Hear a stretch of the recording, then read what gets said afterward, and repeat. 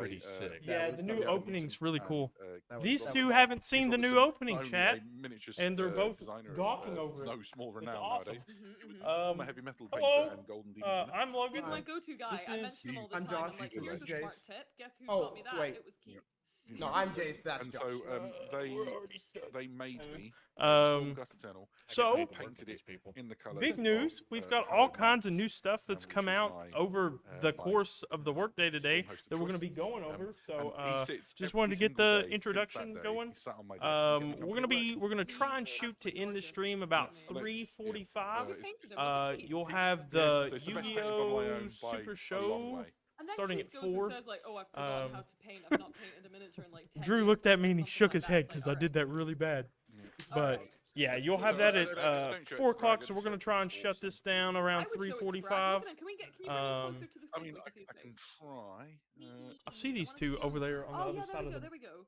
Is he Will it- focusing? room Yes, talking yes, about us. that's perfect. But Wow, look without at the further ado, blue. let's just get to It's like looking at all what we around got. What would Adam look like? if This he was first both one, hard, immortal, and Demi a Lich. Lich. Oh, Oh boy. Like that. Cost that blue 4 is blue mana, so so 4 blue. Yeah. This I spell think it's the costs a difference blue between less to Keith's painting cast and for mine, each to be honest instant with you. sorcery spell Absolutely. I've cast this turn. The hallowed trope. Thank you, Notley. So there we go. I remember your What I'll last do is day. every time it goes away from Give us just 1 second, my guys. camera, I'll replace it with something cool from my desk or the Oh, cabinets there around you me. go. do it. Just There we we should go. just have a little showcase of your cool miniatures. That's good hobby. You know, it's hang out and hobby, and your hobby could Click out just be all like of these. going through All of miniatures. them. Wait, who is that? I had no clue one was going. That's my Okay. bad. Sorry. It should be gone now. Are we good? Hello. Sorry about that, guys. Okay. good. I don't know Alright. what that was. That was the stuff left over from last night.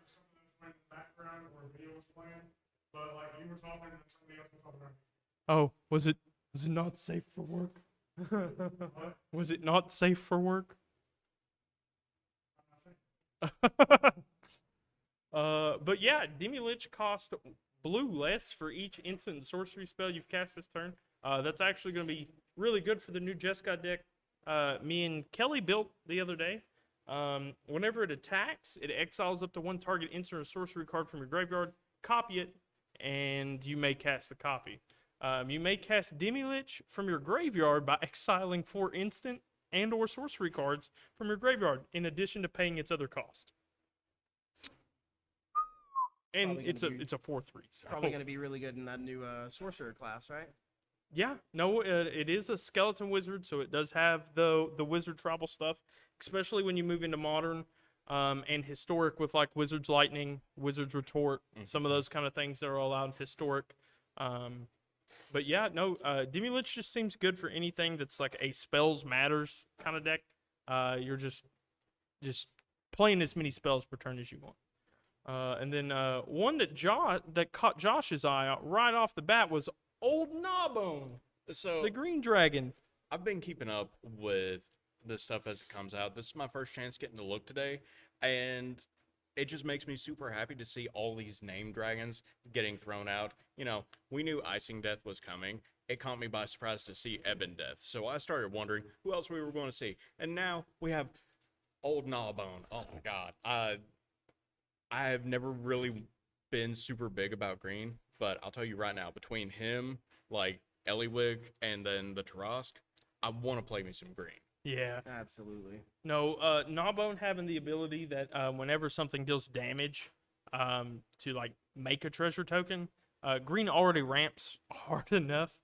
So giving them a reason to go into combat in the first place is kind of really good. A lot of times they tend to hold back their 1/1s and their 2/2s if Yeah. they're not going to get anything. But now forcing through damage is ramping them up into Old Gnawbones and Tarask and some other stuff. So now they just have reasons to just throw stuff at the wall and see what sticks.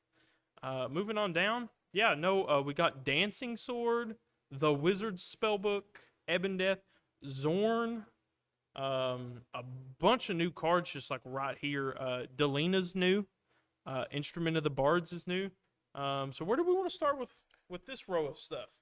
I do think Wizard Spellbook may be like the coolest looking one to me. I am a blue mage, so I am really pulled to blue cards. So my thing is, just from like a whole deck building aspect, 5-colored decks are going to be, I feel, a very regular thing Yep. with this core set. Yep. And that's not been a regular thing in how long? A while. Yeah. Since maybe the Kaladesh standard. Yeah. So, like, Wizard Spellbook, I've not looked at it, but the little bit that I am looking at, it's going to be one of those that if you are running multicolor, you are going to have it. Yep. So Spellbook is 5 blue for an artifact that says tap, exile target instant or sorcery card from a graveyard, roll a d20, and activate only as a sorcery. So if you get a 1 through 9 on the roll, you get to copy the card that you just exiled, and you may cast the copy. If you get a 10 to 19, copy that card. You may cast the copy by paying 1 rather than paying its mana cost. So 10 to 19 allows you to play it for 1. 1 through 9 lets you, you just have to hard cast it. But if you roll the 20, you get to copy each card exiled with Wizard Spellbook, and you may cast any number of the copies without paying their mana cost. So the longer the game goes on, the more you're exiling, and the better your luck is, the better Wizard Spellbook's going to be. So I can go ahead and tell you right now, Modern. Yeah. Counterspell just came back. Yep, counter spells in. Cryptic Command, some of the really good blue spells. Growth Spiral sees a lot of play in Modern, and there are blue-green decks that just need a top-end thing, and that gives them either a interaction into their graveyard or interaction into your graveyard, which is super important in Modern. So being able to like take your opponent's game-winning spells out of their graveyard and you get to keep them, especially against things like Ad Nauseam. So like if Ad Nauseam is going off and they, I don't know, activate a card and they have one of their win cons in the graveyard, snipe it. Yeah. You just get to snipe it. We've got Dancing Sword. I know Jace likes to dance. Chris was supposed to be dancing. I don't know what happened to that. Oh, but I still have not seen that. done it. yeah, I have I've not not seen. that. No, have he, not seen him he did the dance. monkey on stream. He has Does danced. that count though? That doesn't count. That doesn't count. That counts. That doesn't count. We need to make sure Drew can make this man dance. Yeah. Dancing Sword. Equipped creature gets +2/+1. Whenever it dies, you may have Dancing Sword become a 2/1 construct artifact creature with flying and ward 1. If you do, it isn't an equipment. So you equip it to something. If the equipped creature dies, this becomes a 2/1 with flying and has protection unless they either pay 1 mana or 1 life. So essentially, it's going to become its own artifact creature. I've always liked Dancing Sword as a spell in D&D. It's always been really fun, but kind of finicky. This captures that perfectly. I think it does a very, very good job. Then Ebondeath, the Draco Lich. Yes. Chase, you want to read this one? It's a 5/2 for 2 and black with flash and flying. You cast it whenever you want. It enters the battlefield tapped, but if it's in the graveyard and a creature not named Ebondeath died this turn, you can just cast it again. Yeah, that's really good. He is extremely well costed. He's like on the verge of like, if he was at 5 mana, it would be totally kind of just like unplayable for the standard format. Yeah. But 4 is where you really want your curve to top out at, unless you're playing one of the bigger ramp decks. But for like the mono black decks that are going to lose Rankle coming up in at the next rotation, Ebondeath can just fit right into that. Also, it wants to be in the graveyard, so if you have sacrifice outlets, sacrifice it. Yep. Yeah. And then when something dies on your opponent's turn, just cast it. It's just an endless supply of being able to sacrifice it and get all kinds of different advantage. It feels like, especially with this set, moving forward, they're trying to kind of go in the same direction as Yu-Gi-Oh! Whereas you can start thinking of your graveyard as a second hand. It's another resource now. Uh, It has been before, but it's growing more and more so as another resource. Somebody Yeah. was asking about a card. There's a Loth card? yeah, Loth. On up, right there. Oh, Spider Lolith, Queen. the Spider Queen, the Planeswalker. She has a static effect that says whenever a creature you control dies, put a loyalty counter on it. So if you're familiar with Standard right now, there's a Garruk that came out that has a 0 ability that makes 2/2/2 wolves, and his static ability is when something dies, it does something, but the wolves that he makes say when they die, put a loyalty counter on Garruk. So it's kind of like Garruk, but her 0 is you draw a card and you lose 1 life. So like it's already kind of okay. You can -3 to make 2/2/1 black spider creature tokens with menace and reach. So she does have a way to protect herself. And if you can get her up to the emblem, you get an emblem with whenever an opponent is dealt combat damage by 1 or more creatures you control, if that player has less than 8 life this turn, they lose life equal to the difference. So if they go down to 4 and they have less than 8 life, they lose life equal to the difference. So they lose 4. She literally kills you if you get below 8. Yeah. Yeah. Well, if you get to like 7, she only minuses 1. If you get to 6, she minuses 2, takes you down to 4. If you get to 5, she takes you down to 2. If you get to 4, you're dead. Yeah, like there are so many cards that you can look at it and just say, this is an obvious win condition. Lolth is one of them. One of those. Zerial. Zerial's another one. The Tarask. The Tarask is so good. For anybody that doesn't know what this card says, it is 6 and 3 green. I believe it has trample. No. He No, does it does not. not. It says when it enters the battlefield, if it was cast, it gains haste and ward 10. So you either have to pay 10 mana or 10 life to target it. Whenever it attacks, it fights another creature defending player controls. So like when it declares its attack before blockers, it's going to get to fight something, and then you have to declare your blocks if you choose to block. So Tarask is kind of a really good card. Yeah. Moving on, we got Zorn. Zorn's kind of cool. Really good for like the Is It treasure deck that's going around with like Goldspan Dragons, Galazeth, that kind of stuff. He just allows you to make more treasure tokens in ramp. So there's that. We've got Guardian of Faith. 2 blue and 2 white and 1. Flash Vigilance. When it enters the battlefield, any number of other target creatures you control phase out.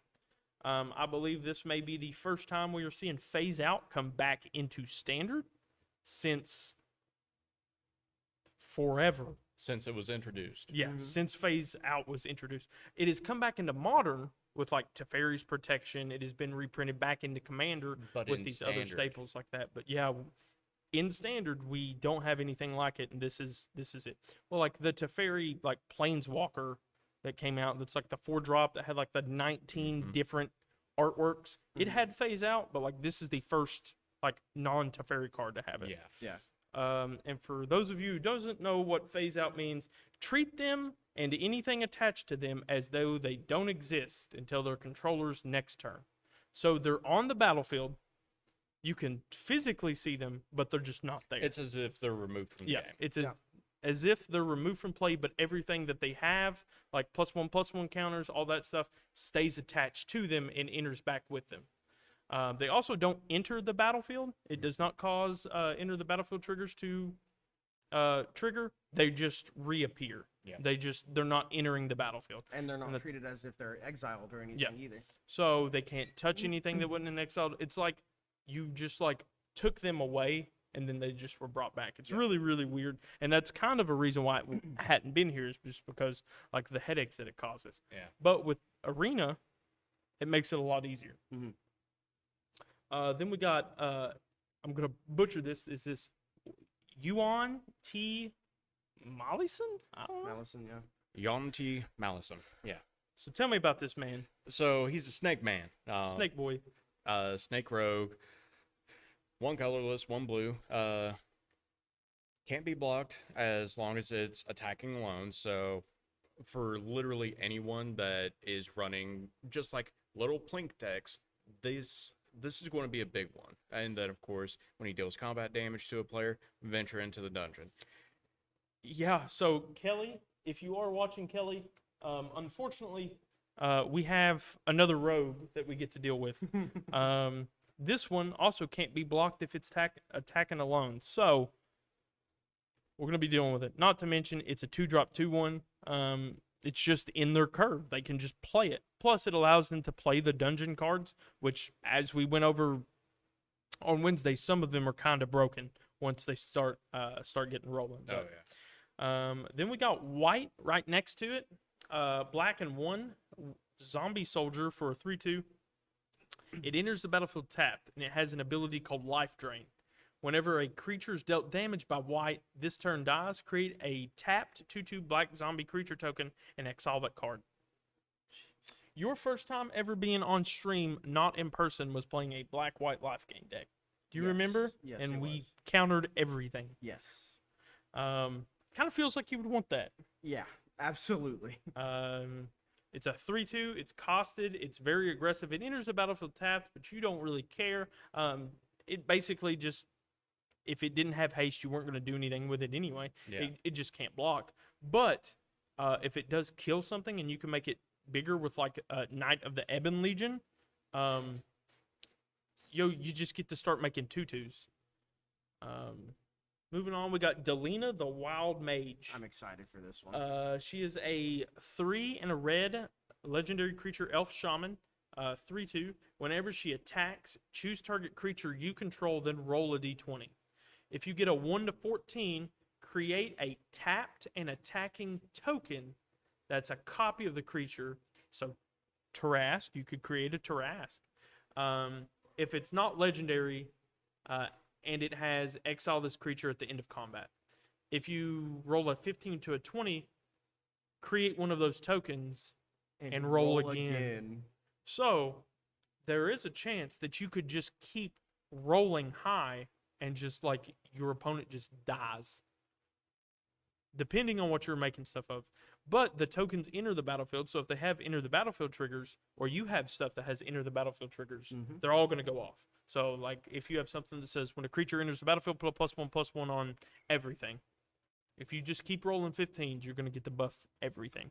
It's kind of, gross. And that token is going to create a copy of the new with the +1/+1, so it's going to build them up every time if that's what your condition is.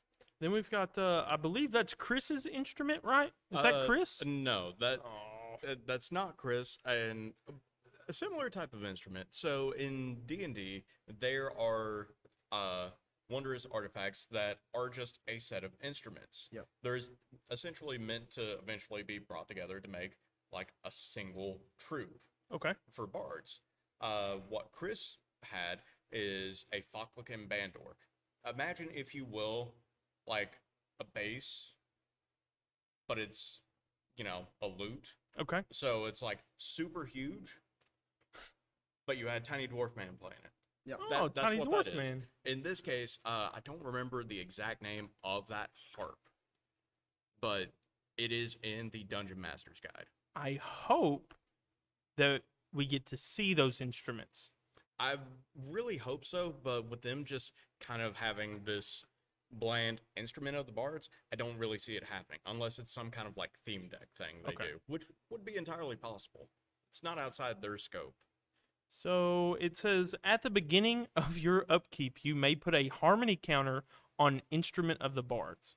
You can pay 3 green and tap it. Search your library for a creature card with mana equal to the number of harmony counters on instrument of the bards. Reveal it, put it in your hand. If it was a legendary, create a treasure token, then shuffle. Wow. So you just have access to search Tarask, Delina, anything that's legendary, and you just get to add them and make treasure tokens. Get more mana for it. And if you're not grabbing legendary creatures, you're still just putting them in your hand. You're not removing counters, so it's just going to get more every turn unless they interact with it. But usually, that's kind of hard. So I want to go ahead and throw out an idea that I had for this. Okay. This would be for like Commander or something. Throw it in with something that does proliferate. Yeah. Can you imagine how stupid that would get? Yeah, And no, how like you just... quickly?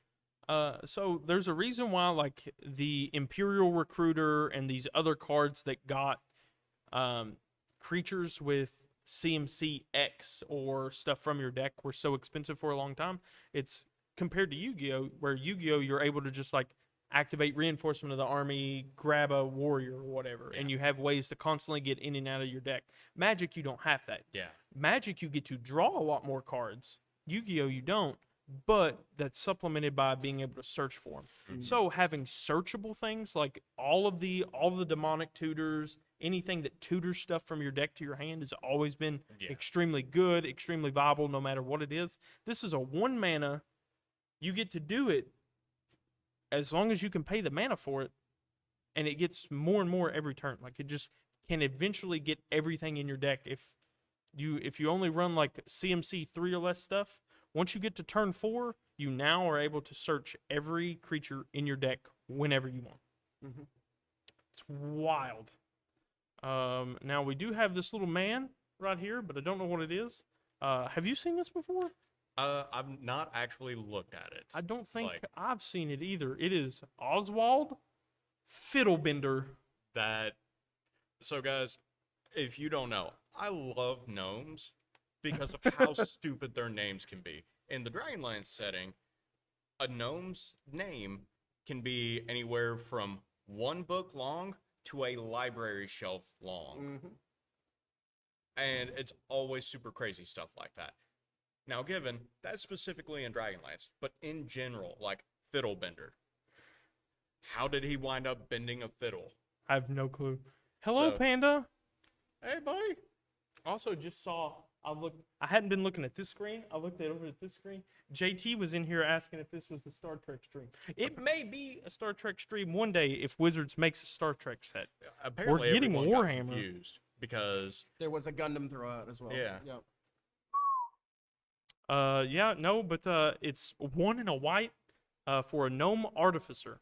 Artificer is really important when you get to modern. You can pay white and tap it, sacrifice an artifact, search your library for an artifact whose mana value is equal to the mana value of the sacrificed artifact +1, and put it onto the battlefield. Shuffle your library, activate only as a sorcery. he's a birthing pod. He is a birthing pod for artifacts. I don't know if you know what that does to the scape of modern, Jace, but it's not good. A What does that modern do? or commander. So, Oh my God. in Commander, even worse. So, Modern is where some of the most powerful cards of all time are being able to be played, outside of like Legacy and Vintage, of course, where like those are the power formats. That's where your decks get to like $5,000, $6,000, $7,000 a piece, just because of how expensive some like their land base is themselves. But Modern is typically where like most of the power is held, and it's actually in a really good spot in terms of power level. Like you're not getting super blown out, but like you'll get blown out. Right. And like most of the games tend to either stay relatively in line with each other until one person gets their engine going. Some are a lot faster than others, some are not. In recent years, the Artifact deck had one of its biggest pieces banned. Mox Opal was banned. It was a 0 mana artifact that had Metalcraft, and as long as you controlled 3 or more other artifacts, it tapped for mana. So if you opened 4, you could play all 4, and you've basically just played 4 lands. Right. And all the artifacts are like 1 and 2. All the really good ones that you play are 1 and 2. This guy fixes the problem because he's able to sacrifice these little dinky artifacts to go get the engine out of the deck and put them into the battlefield. Wow. So that's cool. I didn't know if you had seen that or not, but I hadn't either. Oswald Fiddlebender. One of my favorites from the set. We've Yes. already talked about it, but Gelatinous Cube is really cool. Next to it is Zalto, the Fire Giant Duke. Okay, so I saw him. The name rings some bells as far as like D&D goes, but I've not actually looked at what he does. So let's see here. 3 and 2 red for a 7/3. That's already pretty legit. Trample. Whenever he is dealt damage, venture into the dungeon. Yep. So his entire purpose in life is for you to crash it into something that you know will kill him. And then like you get to further into the dungeon, but he's also at a point where it's like standard, where like once something this big hits, like they tend to just chump block it. if they chump block it, they're giving you additional advantage. So they're going to try and kill it. Mhm. And most of the time, it's himself is just going to be enough to like start punching holes into a board. I think the big hammer the man's carrying around is just going to start smacking the board.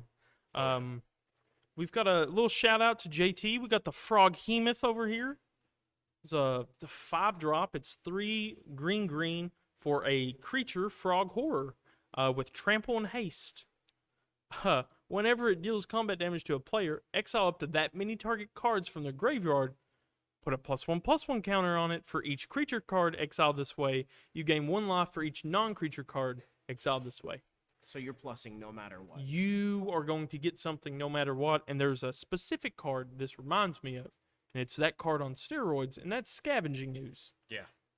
Scavenging Ooze, you would just have to pay mana and rip it out of the graveyard. This, you just get to attack with it and do that. Plus, you're getting the +1/+1 counters, and you're going to get the life for each non-creature, so you can make it to where like it's just going to be untouchable. Yeah, like it's rare for us to see something that has that much power creep, and it's one of those that it's a win condition, and your opponent has no choice; they have to deal with it. Like, JT said frog. Yeah, no, it's a Frog Hemoth, JT. But yeah, no, it is as Panda just said. It is it's a questing ooze. Yeah, it's a mix of questing beast and scavenging ooze. Then we've got the Flumph creature jellyfish. Defender flying. When it's dealt damage, you and target opponent each draw a card. Commander players that play like group hug decks, where like they just want to share the wealth with somebody, or if you're getting political in Commander, this card's really good. Yeah. You can say, hey, attack me, I'll block with this thing, and then we'll both draw a card. Just as long as you don't kill it, we'll both keep drawing cards. I think that's really cool. Moving on, some of the cards we haven't seen. We've seen most of these. Ingenious Smith, I don't know if me and Kelly covered it yesterday, but this is a standard Stoneforge Mystic. It's not as good. It only looks at the top 4, but whenever an artifact enters the battlefield, you may put a +1/+1 on Ingenious Smith. So it's just going to get bigger the more you're playing artifacts. And I think the Boros artifact deck that I was going to build in Standard for us is definitely going to want to play this. so I'd say for that standard deck, definitely Ingenious Smith, 4 of. Easy. Mr. Fiddlebender. Yeah, no, to sacrifice the artifacts to go get other ones. Yeah, Oh, that's a way to cheat some. You can cheat Embercleave into Yeah. play that way. and that's going to do nothing but just ramp this one boy up, so that again your opponent has to choose: do I let this sit to deal with another threat, or do I focus this down now? So I do want to take a moment here to go over to this other slide. I don't know if you all have seen it, but I've had it pulled up to talk about Modern Horizons 2. Modern Horizons 2 is one of the better sets I think has come out of Wizards in a long time. Yeah. And I do think that the D&D set's going to give it its run for its money. This is arguably one of the best modern sets, Modern Horizons 2, but like the D&D set is shaping up to be one of the most fun standard sets I've ever seen, and one of the most like well-balanced standard sets I've ever seen. I know there are some cards like Xanathar that really stuck out, like that card's unfair, but like most things, like most of like the bombs tend to do that. Yeah. There's a reason. They're the chase. That's what you want out of the set. But Modern Horizons 2 is great, and it's got value all the way around, from the commons to the uncommons to the reprints that it had in there. So I do want to, urge the chat that, hey, if you were looking for some Magic stuff to buy that you're like easily going to get your worth out of, Modern Horizons 2 would be the way.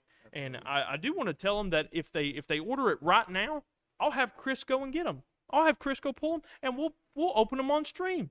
And then we'll Chris send it to hasn't, you. Chris hasn't got up and worked out today. He's not going to be able to eat his Wendy's if he doesn't get up and go pull these packs. That's exactly right. So Frosty he had earlier. yeah, it ain't going to work itself off, boys.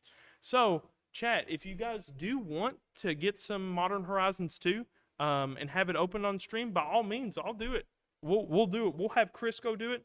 We also have to be able to make that content for the TikTok. So he's got to go. He's got to go get up and get around at some point anyway. Now, guys, So- I do want to point out that if you are a member on our Discord and you are subscribed to us on Twitch, you do have access to our discount code. That's right. That we put out every month for our subscribers. So by all means, if you're not in the Discord, come in and talk to us. Get with us. Yeah, absolutely. But yeah, I'm gonna urge you all again. This is one of the better sets in terms of value that this set has. If you watched Wednesday, I believe it was Sefid got the last 2 packs that we had for giveaways and pulled a foil Marsh Flats and a Marsh Flats. Wow. So that's 2 fetch lands.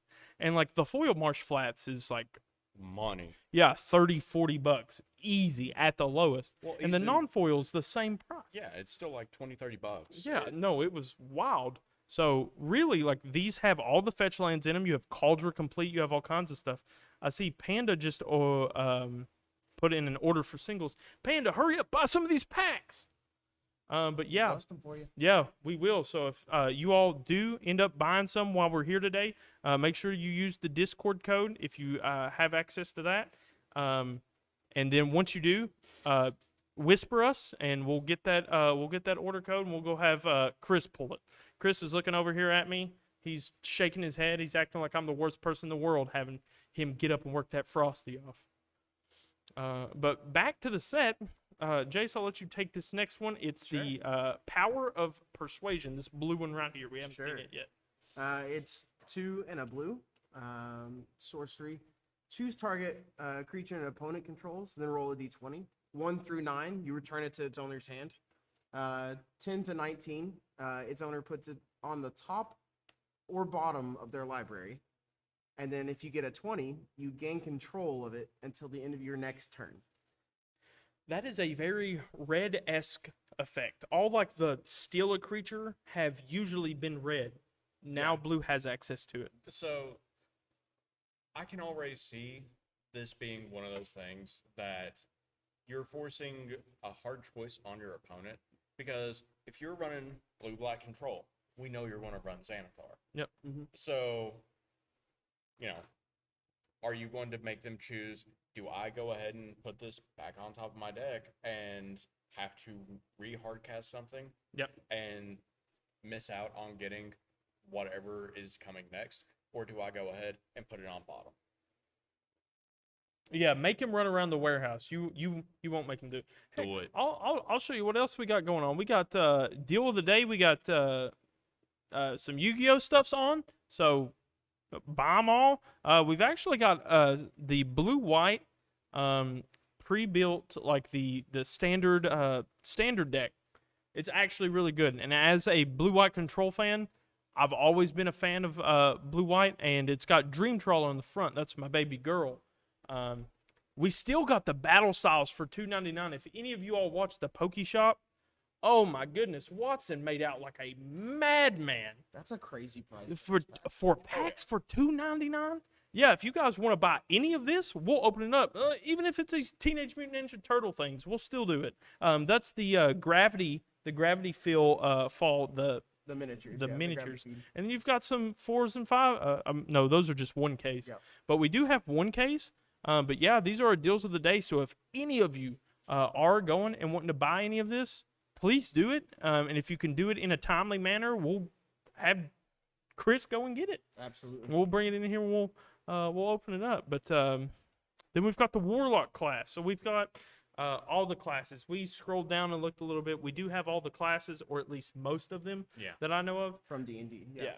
So what's your take on the classes, Josh? So, looking at them, it looks like this is essentially the next step for sagas, is what I see.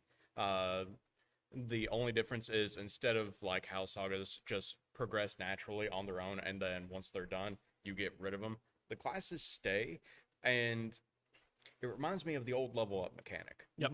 Where you pay your mana whenever you want to, and it levels up then. Now, let's see, as far as what it does, at the beginning of your end step, if a creature died on this turn, each opponent loses 1 life. So that right there by itself is already saying this is going to be good for like two-headed giant games, Yep. and anything where there's going to be multiple opponents. Commander can totally utilize something Yeah. like this.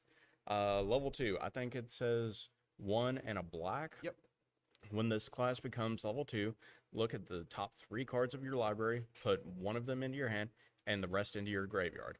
So at this point, you look at the top 3, you're like, huh, I've got an Ebon Death, I've got a Xanathar, and I've got a Lightfoot Rogue. I'll go ahead and take that Xanathar. Ebon Death and this Rogue can go to the graveyard. Oh, Ebon Death's in the graveyard. I get Neat. to cast it. Your turn. There's my boy. Yep. And this is going to be one of those things that the classes are all going to be really good. There's Yep. no reason not to run multiple of each one. Agreed. Let's see. For the level 3, The level 3's really 6 and a key. black. It's really key. yeah. At the beginning of your end step, each opponent loses life equal to the life they lost this turn. So I already see how this can work with like red black. Like Yep. just go red, black, blue. You've got your control with Your blue, Grixis, black. Yep. And you've got your damage spells, all that. Shock is going to be an amazing thing Shock, to use yep. with this.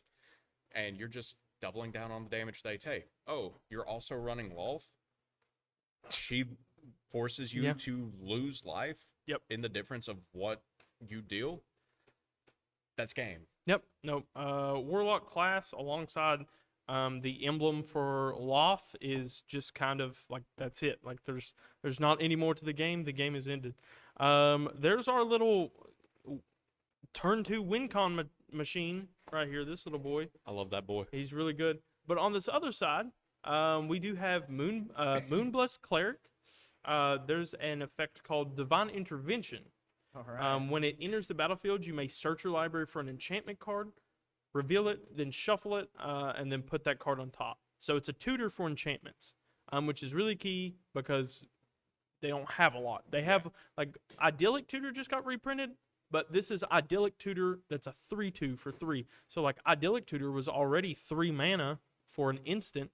This is 3 mana, do the same exact thing, but it can hit your opponent. Yeah.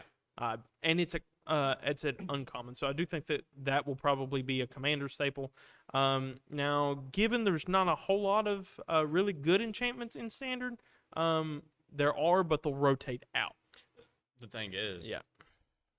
the classes are The enchantments. classes, So it's like Moon-based Cleric, go fetch the class that I need. yeah, whichever this class you matchup. want. So this is kind of where like you can play all the classes in one deck, which would feed you into the 5-color thing that Josh was talking about earlier. Which I can totally see happening with dragons. Yeah. I've been saying it for weeks now. Dragons are going to be insane, especially because of Tiamat. Yep. You get her out, you swing with Minion of the Mighty, and that's going to, or swing with Minion of the Mighty, doing like the Infuriate, like you were talking about, get them to 6. Tiamat comes out, more dragons come out. Yes, Panda, we did talk about the guy with Teferi's protection on it. Yeah. We did talk about that. Good old I'm Guardian of loving the this Day. Lightfoot Rogue right here. Dude, Lightfoot Rogue, it's another rogue, so rip Kelly. But it has sneak attack. So whenever it attacks, roll a d20. Jace, since you like it so much, take it over. So 2-drop, it's 1 and a black. 2/1, you know, it's pretty standard for a rogue. Yep. Sneak attack, whenever a Lightfoot Rogue attacks, you roll a d20. You've got 3 separate effects. 1 to 9 is it just gains death touch until end of turn. I mean, Already that's good. really good. Anything that a small boy with death touch is completely fine in a black deck. 10 to 19, it gets +1/+0, and it gains death touch until end of turn. Yep. And then if you roll a nat 20, it gets +3/+0, gains first strike and death touch until end of turn. I can't even tell you, like, rogue decks are amazing. I've always personally loved rogue decks. They're a really lot good. of people give them hate, but they are good. They are good. Now, And this just makes it even better. the thing that I do want to point out is we've got the D20 mechanic. Yeah. All the great stuff is happening on a crit. Yep. That's a 5% chance. Yeah. So that's going to be one of those that it's definitely not going to be something that you see happening every game. but when you do see it happen, it's going to be like whenever you get a crit in D&D. Absolutely. Yeah, you're going to get that exact feeling because it's like, I needed this. One thing about that, the spin down dice that Wizard has produced Oh my god. are all like all the low numbers are on one side of the dice. Yeah. All the top are on all the higher ones are on the other side. They're not randomized. Yeah, you really can't roll averages on that. You Yeah, either roll right. extremely well or extremely poor. So I'm going to go ahead. If you are really into the spirit of D&D, get some actual polyhedrals, D20s, get some please. actual D20s. They're not expensive. You can buy a set for like $6-7. We have tons of them on our website. Some Yes, beautiful dice. absolutely. Wonderful ones. So yeah, I think that may be the only problem with the D20s that I could see going forward, especially now that events are going to come back. Yeah. Is if we do end up playing standard and paper, people are probably gonna realize that the spin downs are 20-sided die, so they are D20s. they are D20s. They meet the requirements, but Wizards, I don't know if they actually thought were like, oh, all the ones we've produced are top heavy or low heavy. So the thing that I'm thinking is going to end up happening is they are going to probably after the first round of actual in-person events, they will probably have to put out like a rules errata that will specifically say you can't use spin down die for this. Yes. Either that or they will start producing specific dice that you're meant to use Yep. in Right. this case. Moving on, we have the Cloister Gargoyle. We've already seen it. Eccentric Apprentice. 3-drop, 2/2 for an uncommon. When it enters the battlefield, venture into the dungeon. At the beginning of combat on your turn, if you've completed a dungeon, and up to one target creature becomes a bird with base power toughness, 1/1, and flying until end of turn. So you can target either your opponent's stuff or your stuff. So if you're on the last thing of the dungeon and you play Eccentric Apprentice and it completes the dungeon, she then gets to make a 1/1. So it's really good if you drop it at the end of the dungeon. I do think that this may be one of the all-stars for sealed and Yeah. draft and things like that, where the dungeon mechanic's going to be super, super important. I do think that this can just be a card that just blows you out of the water. Like, take the Tarask. It's just a 1/1. If they didn't cast it, it's just a 1/1. Otherwise, they're going to pay 10 life and just make it a 1/1. So it does have the ability to blow your opponent out of the water. Right next to it, I don't know what this one is. It looks like it's a cleric. The Deadly Priestess of Miracle. Is that Tiefling? Tiefling. Tiefling. Tiefling. Yeah, for anyone that doesn't know, tieflings are people born of Demonic somewhere bloodline. along their, not necessarily demonic. It can be demonic or infernal. Some Yeah, type yeah. of fiendish shenanigans happened in their family at some point. So yeah, Skeletons, vampires, and zombies you control get +1/+1.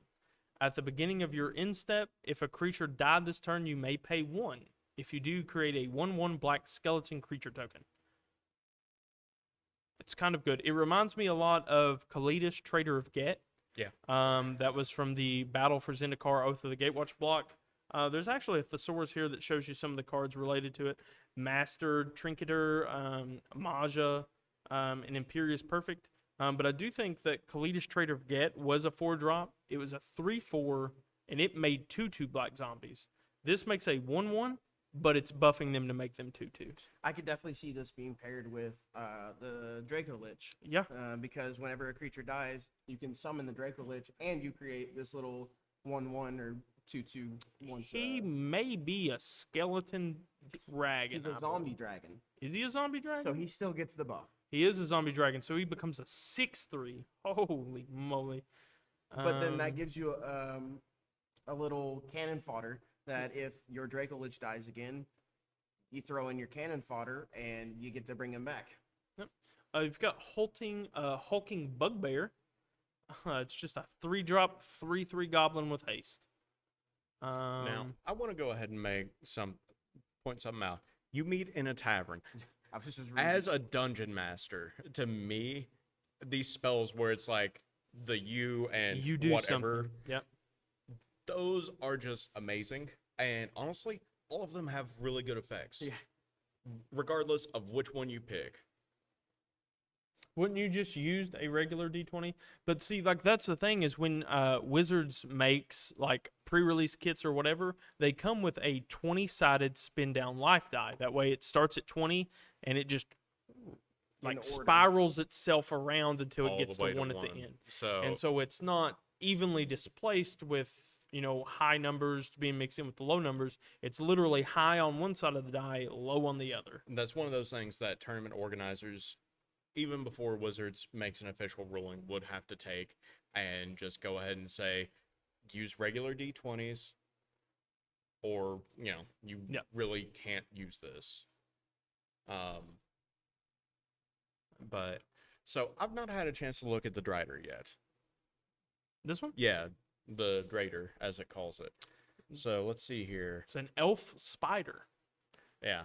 So 4/3 for 4 and a black reach. Whenever it deals combat damage to a player, create a 2/1 spider creature Wow. token with menace and reach. So Yes. this is going to be one of those things that you're going to be using with Lolth. Yeah. Simply because that's more of her mechanic, and she's the creator of both Drow and Driders. Yep. Being turned into a Drider is typically a punishment. It drives you insane. Yep. So It's wild. But yeah, no, it's really good for Golgari spiders in Commander. But portable hole. yeah, It's got the portable hole. Me and Kelly talked about that one. It's basically a poor man's worse, like Swords to Plowshares, Path to Exile. We've been wanting a 1-mana removal spell in Standard for a long time for white. But it only hits stuff with CMC 2 or less. well, see, that's the thing. This can actually work out in your favor simply because you drop this, it minion of the mighty. Yep. It's going to just stop that whole engine right there.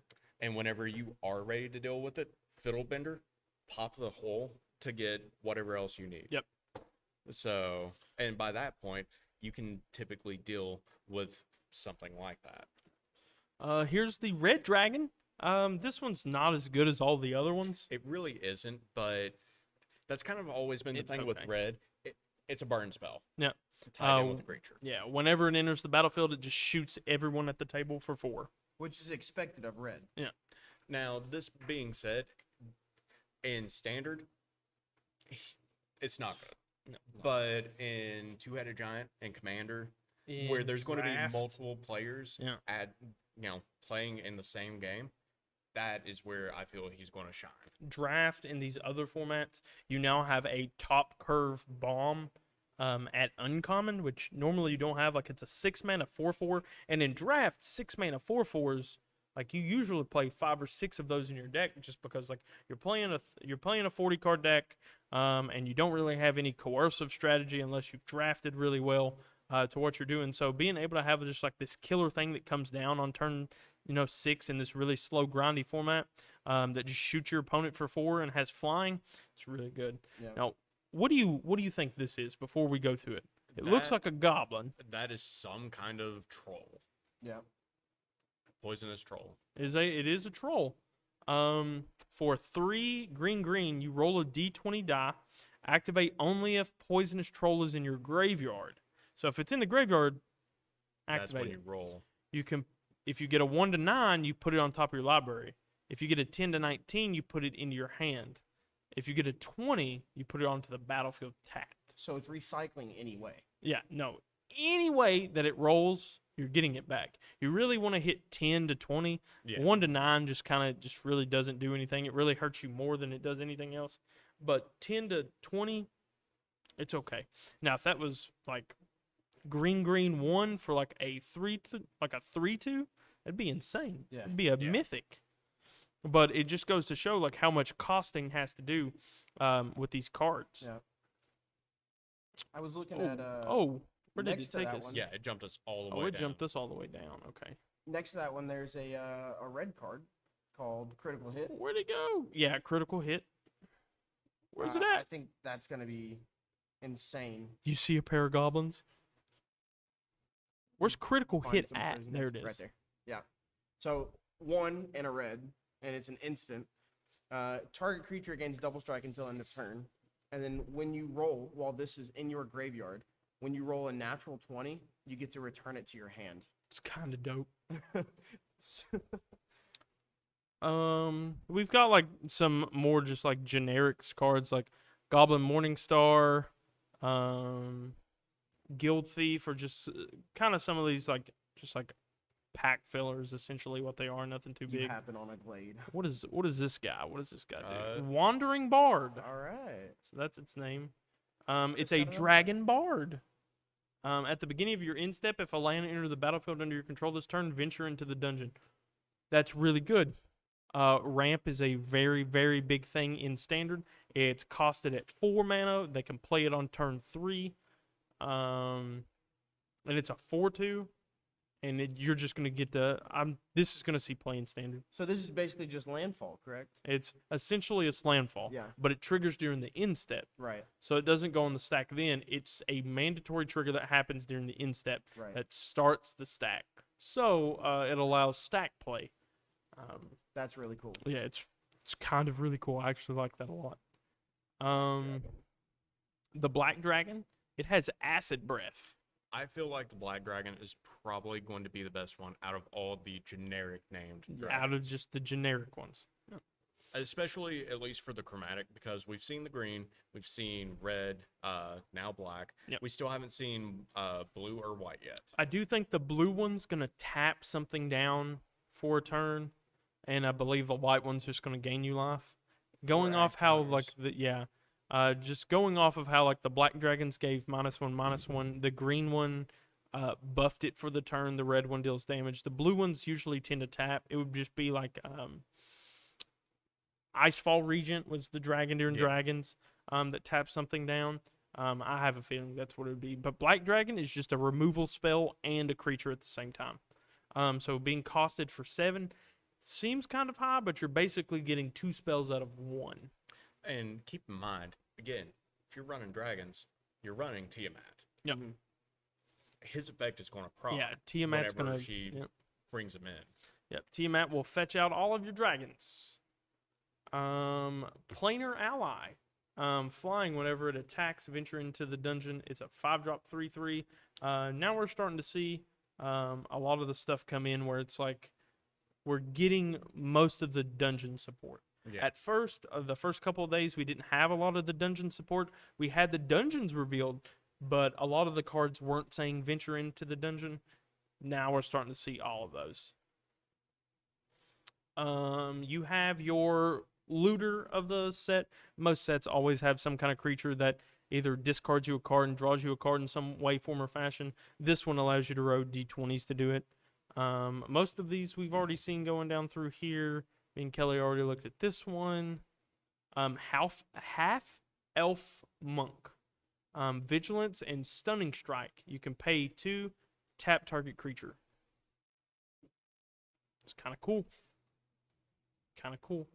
Contact on another plane. Roll a d20. You get to draw 2 cards if you hit 1 to 9. This card's going to be insane. Oh, yeah. Most of the 4 mana draw 2 card spells have always been insane. And they've all been either instants or been sorceries, but have some kind of like really good reason to be a sorcery. This one reminds me of, it'll probably show it. Glimmer with Genius was one. Yep, there it is. Glimmer of Genius is one of the ones it's connected to. You scry 2 cards, then draw 2 cards, then you get 2 energy. This one is scry 2, draw 2. Hieroglyphic Illumination. Behold the Multiverse currently in Standard. Some of the cards that it's at. But roll a d20. If you hit 1 to 9, draw 2 cards. 10 to 19, scry 2, draw 2 cards. But if you hit a crit, you scry 3, draw 3. That's insane. Really, really good. And I'm glad it's a common. I'm really glad it's a common. Yeah. There's the green dragon. Yep. It just destroys something when it's hit. Let's see. I'm trying to see if there's any we haven't seen. So Most of these the we green have. dragon basically just gives anything any of your creatures until the turn death touch. Essentially. Essentially. Yeah. It just does Without not have giving the it name keyword. death touch. Yeah.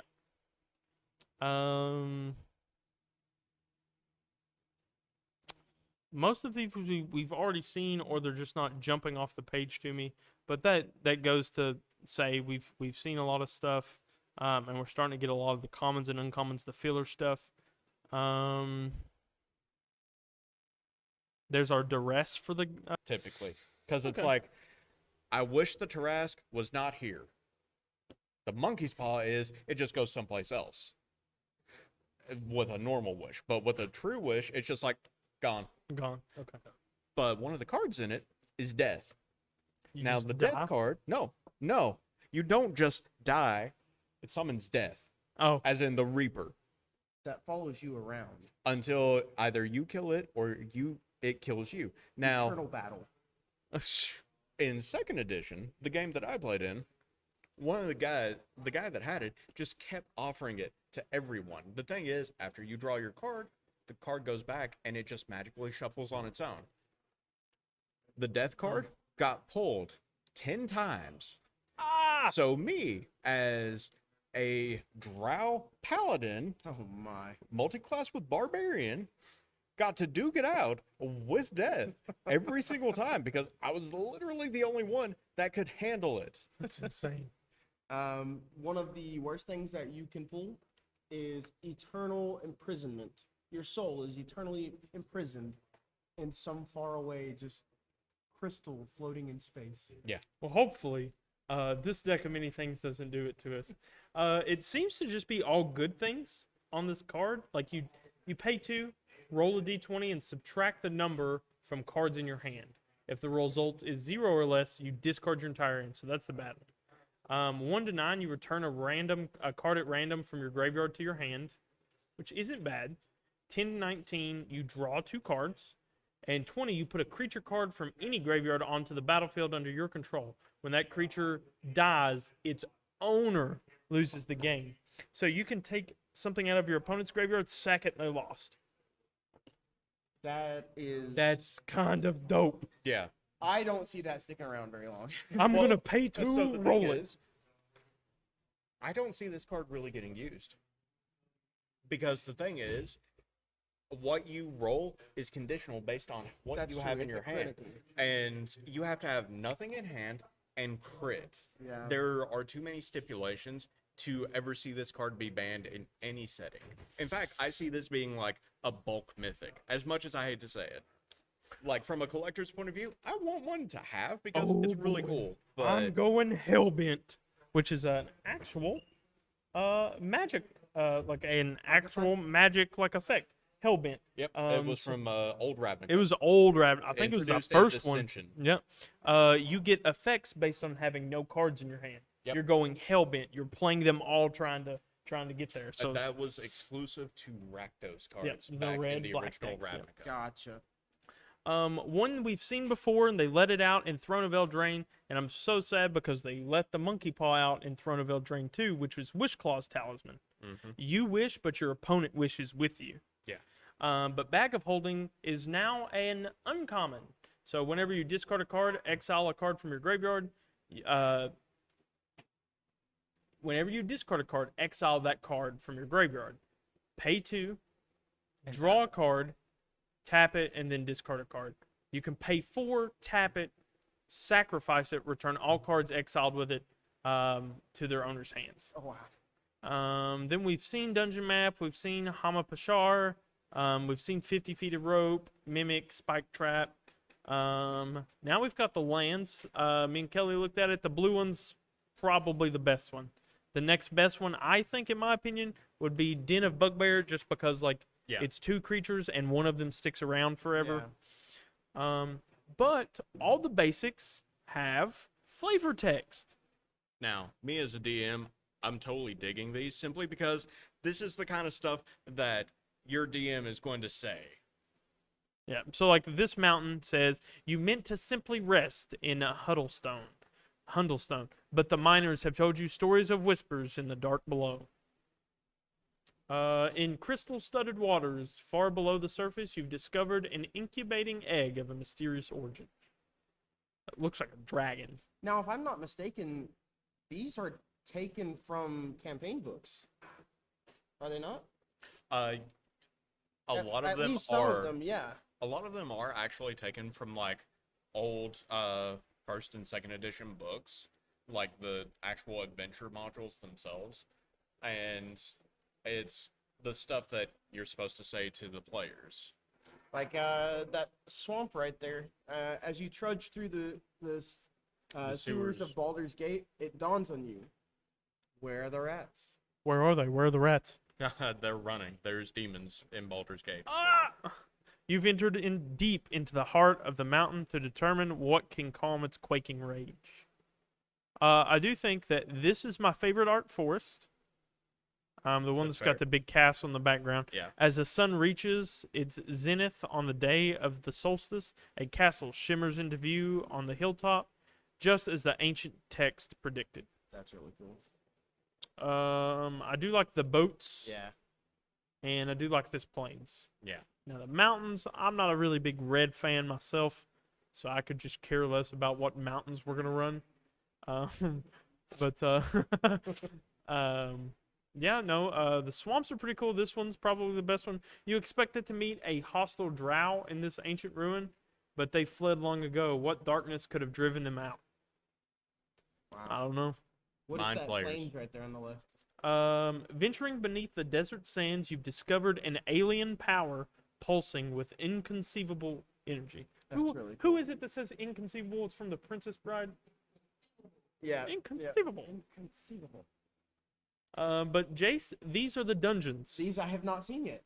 So the dungeons, when you enter into them, Uh-huh. you start at the first one, Okay. right? And then as So you something just choose says, a path. yeah, as something says adventure, you get to choose. Now, this oubliette is the one that's really like thrown me off on the dungeons, because why would someone want to go into this one? I do think that there may be a way to control how your opponent goes through the dungeons. So Okay. my thoughts are, it's either that or you specifically go through the oubliette so you can get to the Cradle of the Death God sooner. Yeah. That's the only thing I can think of. You're obviously taking that loss in order to get to the end. The only bad side to the oubliette that I can see, if you're running the correct deck, is sacrificing the land. Yeah. And so like that's one of the ones in standard. Lands are extremely important, more compared to like modern and other formats. Standard, if you don't hit lands, you don't get to play. You can ask Kelly. There's been multiple times where we have just not drawn one land and we lost the game. In modern, you can get away with it. You can play on 2 lands because everything's so mana costed efficiently. Not here. But the showcase variants are dope. That is so cool. So I want to point out that at least for the Mana Core, the Cloister Gargoyle, Brunner Battlehammer, and Drizztord, those are all inspired by the original art Yep. from first and second edition. Yep. Now, I want to go ahead and point out, I love the artwork for the alternate art for Lolth. Honestly, all the alternate art stuff looks really good. It does. Tiamat is amazing. Eliwick, it just goes and Little reinforces frog. her connection to nature. Like I spoke of a frog and it summoned one of the Yu-Gi-Oh boys. just in general, the Vorpal sword looks great. Yep. I do honestly prefer the alternate art because Oh, the absolutely. sword is in more of a style Yeah. that I actually like. Absolutely. Speaking of alternate arts, scroll on down here. Den of the Bugbear and Evolving Wilds. Yeah. Those are so cool. So looking. I want to point out, Den of the Bugbear was actually a module for Yeah. first edition for characters levels 17 to 20. That is exactly Fun fact, that um, was my second campaign I ever played. nice. That I've did you have played fun? I did actually. It was a I've lot played of fun. D&D twice, and they've both been the Curse of Strahd campaign. Oh, Oh, I'm- that's one of the worst. so ones to you've play really that only game. played once. I've really only played once. I had a character named Robert Lynn. He was a goblin, and Roblin his the Goblin. his nickname was Roblin the Goblin. And then the other one, I was a paladin whose name was Balor, and I was stupid. Hey, dumb characters can be exceptionally fun to play. I played a Lockstone monk for a New Year's campaign that some elephant. friends did a few years back. This was like right after the Guild of Ravnica book dropped. I was like, I want to play a Loxodon, or not monk, Loxodon barbarian. Loxodons are basically elephant people. I mean, he knows this. Yeah, Plays in Magic. the, Oh, in the, okay, in the okay. Guilds of Loxodon Ravnica, they were all that makes Loxodons. sense. Inspired from Magic. Yeah. So, It does make things difficult in Modern, because if you want to play a Loxodon deck, you can't play elephants. If you want to play elephants, you can't play Loxodons, because they won't get the same buff. And an argument was, well, look, they look the same. Well, they're different. Let it go. big oof. But I am a super, super huge fan of these. The Evolving Wilds, we're going to have 2 fetchables. We're going to have 2 fetch lands in Standard, so the landfall thing's going to be stupid. Evolving Wilds automatically turns on the one green creature we looked at that had the in-phase thing, the little dragon. Oh, my lord. Yeah. But that is currently where we're at. That is currently everything that we've received so far. What is this green that's gaining this white life gain effect? This one? Yeah. Whenever it enters the battlefield, create a treasure token. Whenever another creature enters the battlefield under your control, you gain 1 life. So it's what's it called? The Orator. Yeah, so there is a green-white life gain deck that's currently running around, and it plays a lot of enchantments. Okay. This is going to allow it to discard the enchantments and just play the creatures instead. Oh right, I forgot about my orc barbarian. So one of the first D&D campaigns I played with the group that I play with now. This is actually how I met my fiance. Aw. Was D&D. The orc that I played, his name was Thwok, Thwack. and he picked up a wild cat. It was like a baby that was slowly turning into like a jaguar. Okay. And he just looked at it. He's like, huh, kitty. I'm going to call it Mittens. I want to point out, when I play barbarians, I like playing them exceptionally stupid. This orc had like an 8 intelligence. My Loxodon barbarian had like 4. Oh my. So I want to Awesome. point out, he had just enough intelligence to be considered a ward of the state. So when I played, the DM didn't do a really good job of like structuring the playthrough for me, because like I rolled a 1 in intelligence, so that basically makes me a rock, and so the It makes you brain dead. yeah, no, Which so means they you're let me go actually around. Like I could make noises, and I could like, I knew some words, but I didn't know them all. So in the Curse of Strahd campaign, like I was like I sided lawful good that I was only gonna ever do the right thing, and I saw us stealing the bones from the church floorboards, and I was like, no, they're not ours. You have to put them back, and we put them back, and then the campaign was over. It ended, and everyone was like, well, thanks for playing. I guess we're gonna re-roll all of our characters, and that's when I became Rob Lynn, and they killed me. They Rob took Lynn, it out on your new character. yeah, Rob Lynn made it two sessions in before he died. Wow.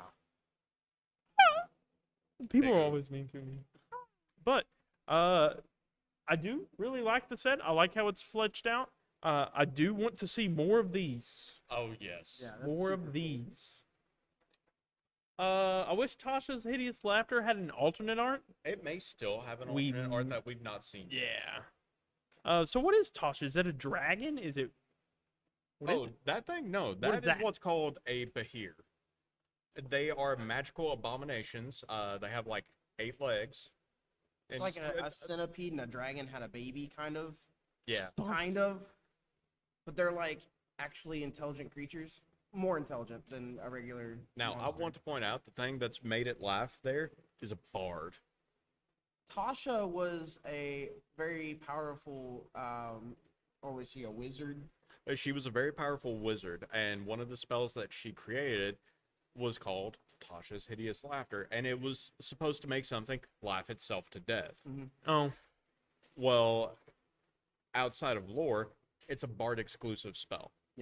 okay. So, and you get it like at level 1 is when you have access to it. You use it, if they fail their wisdom save, they fall over Prone. laughing until their next turn. So they're prone, makes it so much easier to hit them. They can't make any actions at all. Nice. And whenever they take damage, they have to roll another wisdom save, and there's a chance they can break out of it. But at the same time, yeah.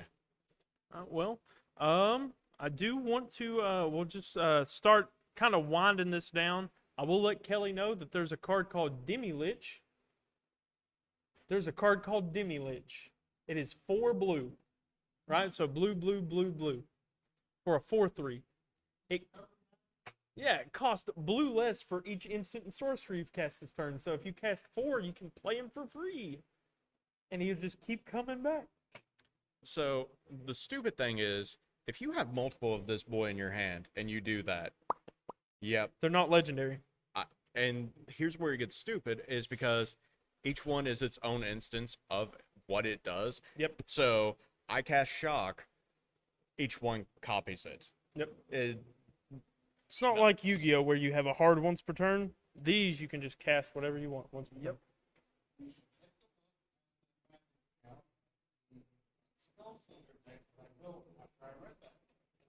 Okay.